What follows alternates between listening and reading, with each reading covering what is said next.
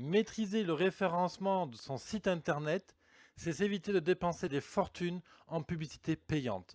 Parce que quand on maîtrise le référencement, eh bien forcément, derrière, c'est plus facile d'amener du trafic. Alors pas forcément des gros volumes de trafic, mais d'amener un volume de trafic satisfaisant pour que tu puisses vivre de ta passion et alimenter finalement le cycle de vente de ton entreprise. Que tu sois coach sportif, que tu sois hypnothérapeute, que tu sois artisan, que tu aurais des produits physiques et que tu les vends, alors soit en ligne, soit à travers d'une boutique, ou que tu sois tout simplement commerçant et que tu cherches à capter des gens qui recherchent des sujets que tu vends dans ta boutique. Typiquement, si tu vends des tableaux, devant des tapis d'Orient, que tu vends des fruits et légumes, admettons, bio, voilà, dans ton quartier, et tu cherches justement à faire connaître ta boutique.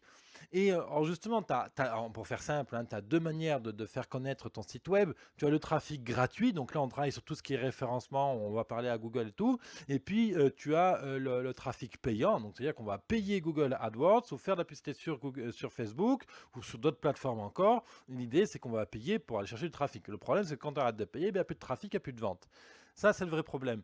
De surcroît, il y a un autre problème à payer du trafic, c'est que quand tu payes du trafic sur Internet, il faut absolument que tu maîtrises tout le cycle de vente derrière. Et le gros problème pour arriver à maîtriser son cycle de vente, par quelle étape tu fais passer ton client, comment il valide, etc., il faut être quand même assez bon en web marketing. Et ça, ben, ça sous-entend un certain niveau, ou alors tu vas payer une agence pour faire ce travail-là. Bref, ça suppose des moyens quand même un peu plus sophistiqués. Et alors, si tu démarres ton entreprise ou si tu as déjà ton entreprise depuis quelques années, mais que tu n'es pas du tout un expert en référencement pardon, en expert en vente, en web marketing, et puis toute la structure logique marketing à mettre en œuvre pour arriver à vendre sur Internet, eh bien très franchement, je te déconseille de faire de la publicité payante. Tu peux en faire de manière anecdotique pour t'amuser avec, pour comprendre. Donc, grosso modo, tu vas mettre 5 euros de Google AdWords ou de 10 euros, voilà, des petits budgets quand même de temps en temps, juste pour voir comment ça clique, comment ça réagit, comment les gens viennent, qu'est-ce qu'ils font, est-ce qu'ils achètent, etc. Mais le truc de la publicité payante, c'est que quand tu mets 1 euro en pub payante, il faut absolument que derrière, que tu saches combien d'euros ça te rapporte. Parce qu'imaginons que tu mettes 1 euro dans la pub payante et que derrière, ça ne te ramène que 20 centimes. Et ça, si tu ne le sais pas, eh bien, jamais tu seras rentable avec ta publicité payante. Donc, c'est vraiment important de maîtriser ce facteur de conversion. Et ça, il n'y a pas de secret, ça s'apprend. Donc, une solution qui te reste encore à maîtriser, c'est justement le référencement naturel. Le référencement naturel, c'est-à-dire que quand on tape l'activité que tu fais, etc., dans Google, bien que ton Google sorte ton site, évidemment, dans les meilleures places, hein, donc entre la 4e et la 20e place, typiquement. Si tu veux être sur les premiers résultats de Google, ça va être plutôt difficile en règle générale. Bien sûr, si tu t'appelles Martin Durand, évidemment, si tu tapes Martin Durand Aix-en-Provence, tu habites à Aix-en-Provence, évidemment, tu vas sortir en premier. Mais les gens ne taperont pas ton nom de famille, hein, ils ne te connaissent pas, ils cherchent quelqu'un qui va résoudre leurs problèmes. Donc ils vont taper problème dans Google. Ils ne vont pas taper ton nom de famille. Par contre, tu dois sortir premier son nom de famille et son activité. Ça, c'est évident. Ça me semble même d'ailleurs indiscutable. Donc, en fait, pour arriver à avoir un bon positionnement dans Google, pour arriver à positionner son nom, typiquement, tu vois, avoir sa photo qui sort dans Google, ce genre de choses, ça donne une belle impression au client quand même. On appelle ça d'ailleurs googler. Si tu tapes David Levesque, hein, ce qui est mon nom, ou je sais pas, n'importe quelle entreprise, c'est bien d'avoir sa photo, d'avoir la photo du type derrière, ou du produit que tu vends, ce genre de choses, tu vois. Ça rassure énormément le client. Et c'est un très bon atout. C'est exactement de ça dont je vais te parler maintenant. Comment on parle le langage de Google? Comment arriver à se positionner sur Google? Ne pas être forcément au top du top, mais arriver à avoir un positionnement correct qui va te fournir un trafic correct sur ton site web pour arriver à développer ton trafic, à développer tes ventes et tout ce qui est en cascade derrière. Alors, je ne te demande pas d'être un expert en référencement. Et d'ailleurs, si tu es déjà un expert en référencement, l'atelier ne te convient pas du tout, il ne sera pas fait pour toi. C'est vraiment pour les personnes qui ont un niveau complètement de débutant ou qui sont, voilà, qui ont déjà découvert Internet, qui souvent, si tu as un site sur WordPress, si ça fait déjà quelque temps que tu as ton site web, ou même si tu te démarres, voilà, mais tu n'as pas de compétences particulières en référencement, ou ça va te convenir si tu cherches à faire un point et avoir des checklists, avoir un atelier complet qui couvre de A à Z tous les fondamentaux du référencement. C'est exactement de ça dont on va parler, et justement, toi, tu peux cliquer, tu as un bouton juste en dessous pour réserver ton atelier et y avoir accès. Vraiment, cet atelier, je te prends par la main. Moi, tu sais, c'est mon concept. Hein, je te prends vraiment toujours par la main. Et l'objectif, c'est que je vais t'expliquer vraiment les bases. Qu'est-ce que je mets sur ma page web? Qu'est-ce que je mets dans mon site web? Comment je l'organise? Comment je le structure au niveau du maillage interne, des backlinks, au niveau des liens, donc des liens internes, des liens externes. Qu'est-ce que je mets comme menu? Est-ce que je mets une sidebar? Est-ce que je mets une colonne à droite, par exemple? Est-ce que je n'en mets pas? Qu'est-ce que je mets dans le bas de la page? Les bonnes pratiques, les mauvaises pratiques, les erreurs les plus fréquentes ou les oublis les plus fréquents. Pareil, on va vraiment aborder tous ces sujets-là. Et à la fin de l'atelier, tu sauras exactement quoi mettre sur ton site web et où le mettre. On va parler donc de référencement naturel. Alors les termes techniques, c'est le on-page, le on-site et le off-site. En gros, qu'est-ce que tu vas travailler sur la page? Les titles, métadescription, les descriptions des images, comment nommer les images, le nombre de mots-clés qu'il faut mettre, ce genre de choses. Tous ces trucs de base à travailler sur chacune de tes pages de ton site web. Ensuite, on va parler de tout ce qui se passe sur ton site web. Et oui, parce qu'en fait, il te faut avoir une vision à la fois de détail sur la page web et à la fois une vision globale sur ton site web. Ça, c'est justement le on-site. Alors, je te donne des termes techniques parce que c'est bien aussi que tu les maîtrises, c'est bien que tu maîtrises les termes techniques pour savoir qu'est-ce qu'il faut taper sur Google pour avoir les bonnes réponses. Donc, qu'est-ce qu'on travaille sur la page? Qu'est-ce qu'on travaille à l'échelle de ton site web? Et après, il y a tout ce qui se passe à l'extérieur de ton site qui est très très important. Et ça, on appelle ça le off-site. Le off-site, en gros, c'est comme si tu construisais une super belle maison, qui est ton site web, bien faite, propre, nickel et tout, mais qu'on ne peut pas y rentrer dedans parce que tout autour de la maison, il y a des broussailles. Hein, il y a des ronces, c'est du lierre, voilà, le jardin est en friche, c'est le bordel, quoi. Il faut enjamber des trucs, voilà. C'est impossible d'accéder à la porte d'entrée. Eh bien, c'est la même chose pour Internet. Ça ne sert à rien d'avoir un super site bien fait si tout autour, c'est la broussaille. Et justement, tout ça, c'est le off-site. C'est ce qu'on appelle faire la promotion de son site web. Et les premiers éléments sur lesquels tu as le contrôle, c'est les réseaux sociaux. Les réseaux sociaux te permettent de donner un minimum de visibilité et de couper un peu le lierre, les ronces, compagnie qui sont autour de la maison, de faire quelque chose, un jardin propre autour qui accueille. Et oui, parce que justement, tu le sais aussi bien que moi, personne ne va aller comme ça sur le site de Martin Durand parce qu'il a décidé. Hein, ah tiens, je vais aller visiter le site de Martin Durand. Je n'en ai pas besoin, mais je vais aller visiter. Non, ça ne se passe pas comme ça. C'est j'ai besoin d'un plombier, par exemple, j'ai besoin d'un coach sportif, j'ai besoin d'une hypnothérapeute, et je tape hypnothérapeute Marseille, par exemple. Voilà. Et donc, c'est là où il faut que tu sois dans la première page de Google. Et c'est exactement ce genre de choses dont on va travailler aujourd'hui. Et donc, le fait d'avoir bien débroussaillé autour de son site, donc les réseaux sociaux, LinkedIn, Meetup, Facebook par exemple. Il y a plein d'outils comme ça de base sur lesquels tu dois être présent et je te le donne lors de cet atelier-là. Parce que c'est ce qui va donner des indices à Google que tu es réel, que tu es soigné, que tu t'occupes de ton site, que tu fais telle et telle chose. Et donc en fait, on va envoyer un ensemble d'indices, on appelle ça un faisceau d'indices à Google pour lui dire que tu es sérieux et que tu existes et que tu es là pour aider les gens. Et c'est ça qu'il faut travailler. Donc, en fait, l'atelier va essentiellement être en deux temps.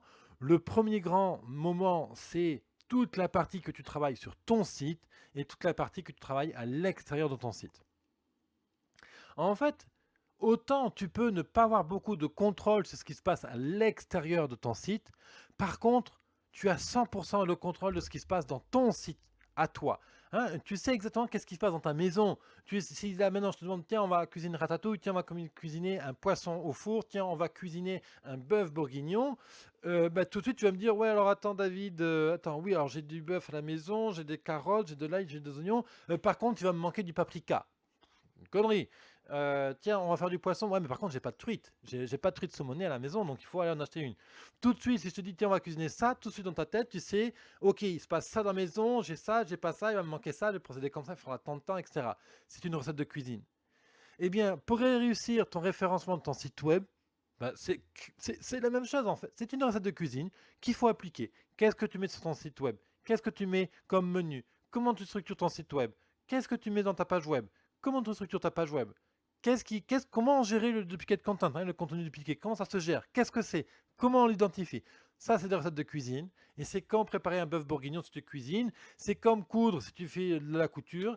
Si tu fais, je sais pas, si tu fais de l'escalade, et ben tu vas analyser l'escalade, et ok, j'ai mes trucs ici, je prends mon appui là, je prends ça. Voilà, c'est la même chose, c'est que des process, c'est une recette de cuisine. Alors évidemment, il faut maîtriser la recette de cuisine. Si tu cherches à faire des choux à la crème pour faire une pièce montée, si tu ne maîtrises pas la base de la pâte à choux, et ben, faire des choux à la crème, ça va être un peu difficile.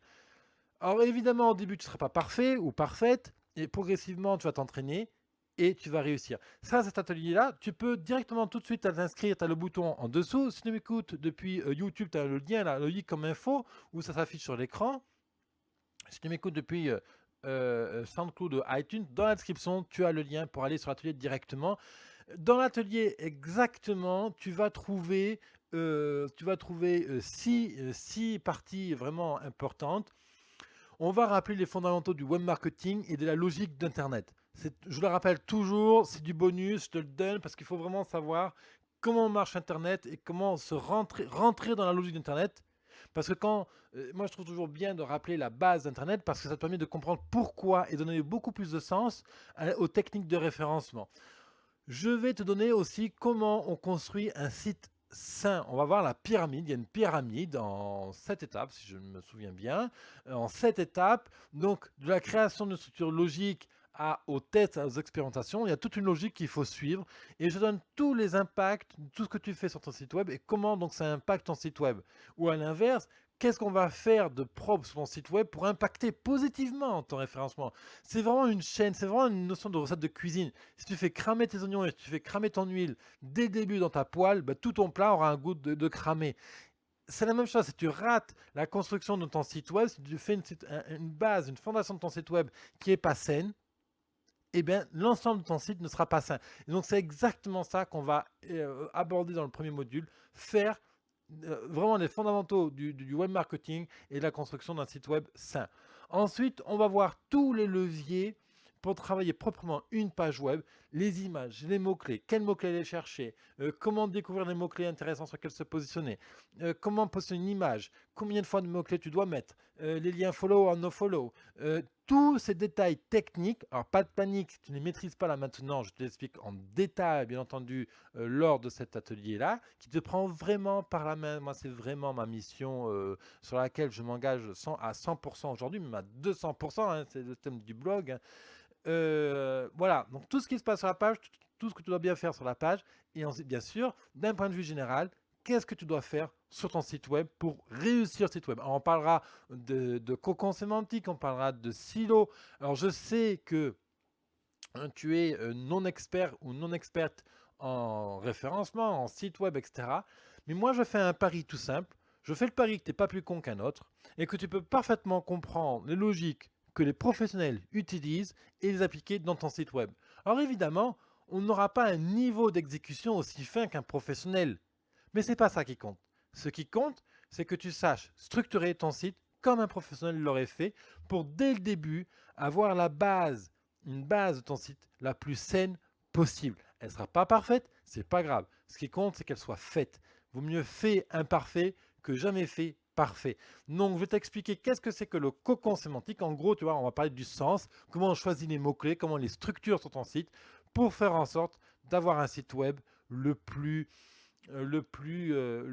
sain et le plus cohérent possible, à la fois pour Google et, très important, pour le visiteur. Parce que c'est toujours un peu le gros problème avec le référencement, c'est que si on fait un site qui parle uniquement le langage de Google, on fait un site qui aura vraiment pas d'allure, pas de gueule, on aura l'impression qu'on ne parle pas à des humains. Quoi. Le site aura des mots-clés un peu bizarres, on ne se donne pas envie de le lire, etc. Si on fait un site qui répond 100% au nombre de Google, le site, et franchement, il ne donnera pas envie pour ton visiteur. Donc il faut arriver à conjuguer les deux, à faire un site qui donne envie à acheter à ton visiteur et faire un site qui fasse comprendre à Google qu'est-ce que tu proposes, pourquoi et pourquoi. Pourquoi Google a plus d'intérêt à positionner ton site plutôt que celui du concurrent? Pourquoi Google va positionner ton site plutôt que le concurrent à la quatrième page, à la quatrième position dans ses résultats? Et ça, c'est une question qui mérite beaucoup de réflexion. Et c'est exactement ça qu'on va travailler ensemble. Et ensuite, on parlera de tout ce qui se passe à l'extérieur de ton site, tout ce qu'il faut faire à l'extérieur. Alors, je ne te prends pas au dépourvu. Le principal contenu de cet atelier, c'est vraiment tout ce qui se passe dans ton site, sur quoi toi, tu as le contrôle aujourd'hui, avec un simple papier et un crayon.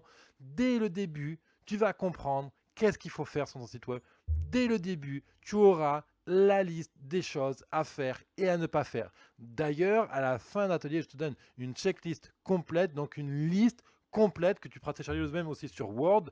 Donc un ensemble d'outils, conseils, de ressources pour structurer ton site internet. Très très très important. Vraiment, c'est un emploi, c'est un ensemble d'outils prêts à l'emploi. Cet atelier, vraiment, je le fais parce que c'est... Moi, tu sais, je suis un passionné d'entrepreneuriat. Moi, mon but, c'est que tu arrives à vivre de ta passion. Encore une fois, il ne faut pas avoir beaucoup de trafic sur ton site web. Il faut juste avoir un trafic qui soit motivé, qui corresponde exactement au produit que tu vends. Ça ne sert à rien d'aller chercher des tonnes de trafic si le trafic ne correspond pas au produit que tu vends. Si tu es hypnothérapeute à Marseille, il faut que tu attires le trafic qui est intéressé par l'hypnose, etc. Donc, d'où l'importance de bien te positionner sur ces mots-clés-là. Et c'est exactement ce sujet-là qu'on va travailler. Mon but n'est pas de travailler et d'avoir un très gros volume de trafic. Mon but est simplement d'avoir un trafic raisonnable, mais qui correspondent exactement à ma cible de clients, parce que je sais que c'est ces clients-là qui vont acheter, et c'est exactement ça que je vais t'apprendre. Ça, c'est l'atelier, donc booster son trafic et son référencement web, parler le langage de Google. Je te retrouve de l'autre côté. Tu peux cliquer sur le i comme info ici, ou sur le lien si tu m'écoutes depuis YouTube, de iTunes ou SoundCloud dans le lien dans la description. Et si tu es déjà sur mon blog, juste en dessous, tu as un bouton pour réserver ta place d'atelier et avoir un accès immédiat. Tu auras tous les outils nécessaires pour appliquer les conseils que je vais te donner, des conseils vraiment élémentaires, mais tellement, tellement importants qu'il te faut maîtriser à tout prix pour réussir ton trafic et ton positionnement sur Google, entre autres. Et qu'est-ce que je voulais dire? Et puis bien sûr, comme toujours, comme tous les ateliers que je fais, comme tous les produits que je propose, voilà, c'est satisfait ou remboursé, ni plus ni moins. Ok, ça c'est l'engagement à 200% de mon business à 200%. Je te retrouve d'autre côté. À très vite entrepreneur, on commence à parler référencement dans quelques minutes et puis dès cet après-midi, tu auras tes premiers résultats en termes de travail et de routine de travail pour ton référencement web. Allez, à dessus de l'autre côté.